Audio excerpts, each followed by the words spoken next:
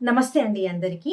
మనలో చాలా మందికి మనుషులన్నప్పుడు చాలా రకాల నొప్పులనేవి వస్తూ ఉంటాయి. మన బాడీకి తలనొప్పి, మెడ నొప్పి, షోల్డర్ పెయిన్స్, చేతి నొప్పి, కాళ్ళ నొప్పి, మోకాళ్ళ నొప్పి, నడుము నొప్పి ఇలా చాలా రకాలుగా మనకి పెయిన్స్ వస్తూ ఉంటాయి కదా! ప్రతి ఒక్క పెయిన్‌కి మన ఎమోషనల్ అంటే మన ఫీలింగ్స్ అనేవి కారణమవుతూ ఉంటాయి. మనం ఎంత ఎక్కువగా మన ఫీలింగ్స్‌ని అణిచేస్తామో, ఆ అణిచేసిన ఫీలింగ్ అనేదే మన నొప్పికి కారణమవుతూ ఉంటుంది. అలా ఎగ్జాంపుల్ నడుము నొప్పి అనేది ఉంటుంది. చాలా మందికి నడుము నొప్పి వస్తూ ఉంటుంది. ఎందుకొస్తుంది అంటే వాళ్ళకి ఎవరూ సహాయం చేయట్లేదు. నాకు ఎవ్వరూ వెనకాల లేరు.